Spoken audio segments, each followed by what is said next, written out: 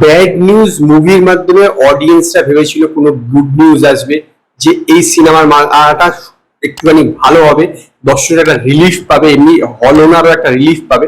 কিন্তু এই সিনেমাটার মাধ্যমে কিন্তু সেরকম কিছু ঘটবে না। এটা আদৌ 2019 রিলিজ গুড নিউজ সিনেমার মতন অতটা মারাত্মক কিন্তু ভালো নয়।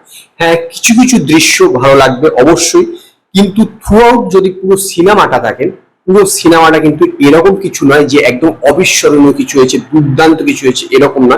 আবার হ্যাঁ, এটাও সত্যি কথা যে একবারে খুব খারাপ হয়েছে সেরকম না। একটা মিডিওকার সিনেমা বলতে পারেন এই ব্যাড নিউজ।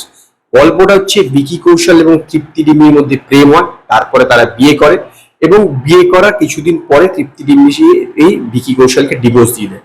তারপরে অ্যামি ভিকের সঙ্গে তার পরিচয় হয় এবং এরপর তৃপ্তি ডিমনি প্রেগনেন্ট হয়ে পড়ে এবং তারপর সে জানতে পারে তার এই যে বাচ্চাটি তার দুটো বাবা। সে কিভাবে তার বাবাকে চুজ করছে সেইটাই এই সিনেমাটা দেখানো হয়েছে, মানে বাচ্চাটির বাবাকে কিভাবে চুজ করছে, তার বাবা না, বাচ্চাটির বাবাকে কিভাবে চুজ করছে। তো গল্পটা তো এমনি আপনার ট্রেলার দেখেই বুঝতে পেরেছি, গল্পটা সেখানে একই রকম, কোনো রকম নতুনত্ব কিছু অভিনবত্ব কিছু নেই। কিন্তু এর কিছু কিছু দৃশ্য আপনাদের সত্যি ভালো লাগবে, কিছু কিছু দৃশ্য কমেডি খুবই ওয়ার্ক করে। কিন্তু পুরো যদি সিনেমাটা দেখে থাকেন, থ্রু আউট সিনেমা কিন্তু কমেডি পুরোভাবে ওয়ার্ক করেনি। অভিনয়ের কথা বললে ভিকি কৌশল খুব ভালো অভিনয় করেছে, একজন পাঞ্জাবি ছেলে রোল করেছে যেরকম তার হওয়ার কথা, খুব ভালো, তার কমেডি টাইমিং বেশ ভালো। তৃপ্তি ডিমরির এনিমেলের পর তো একটা হাইপ উঠেছে, এই সিনেমাতে কিন্তু সে সেই হাইপটা বজায় রাখতে পারেনি। তার কারণ হচ্ছে সেরকম ক্যারেক্টারটাকে সে সেইভাবে ভালোভাবে প্লে করতে পারেনি। অ্যামি ভিকের কথা বললে অ্যামি ভিক ঠিকঠাক আছে, বাকি অন্যান্য ক্যারেক্টারে যারা প্লে করেছেন তারা প্রত্যেকে ঠিকঠাক আছে। অভিনয়ের দিক থেকে বললে এটা ঠিকঠাক একটা ডিসেন্ট মুভি বলা যেতে পারে। কিন্তু স্ক্রিপ্টিং এর দিক থেকে এই সিনেমাটার অনেক রকমের ড্রব্যাক আছে। কারণ পুরো থ্রু আউট সিনেমাটা আপনি কখনোই কিন্তু হাসবেন না, মানে কিছু দৃশ্যে হাসছেন, পাঁচ লাইন গুলোতে আপনার হাসি পাচ্ছেন, যে যোগগুলো সেগুলো হাসি পাচ্ছেন, কিন্তু সবসময় যে আপনি হাসি পাচ্ছেন সেটা হবে না। তার মূল কারণ হচ্ছে আপনি এখানে কোনো ক্যারেক্টারের সঙ্গে ইমোশনালি ইনভলভ হতে পারছেন না।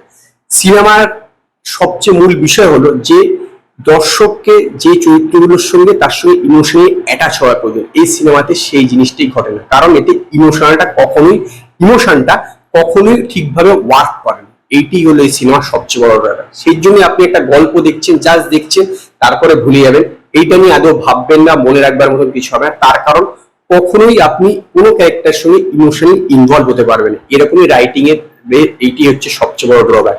সেই জন্য কি বলুন তো, যে মানে আপনি জাস্ট দেখছেন, মনের ভিতর কোনো কিছু আপনার কাটছে না, জাস্ট মনে হচ্ছে একটা গল্প চলছে, আপনি দেখে যাচ্ছেন, একটু হাসি মজা হলো, এরকম ব্যাপার। আর এর গানগুলো তো বেশ ভালোই হয়েছে, তো এই গানগুলোর জন্য কিছুটা একটু ওয়ার্ক করে।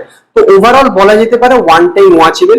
এরকম নয় যে বিশাল ভালো কিছু হয়েছে, আর এরকম নয় যে বিশাল খারাপ কিছু হয়েছে। একটি মিডিওকার সিনেমা হলো এই ব্যাড নিউজ, এবং সেই কারণেই আমি এই সিনেমাটাকে 5-এর মধ্যে 2.5 স্টার দেবো।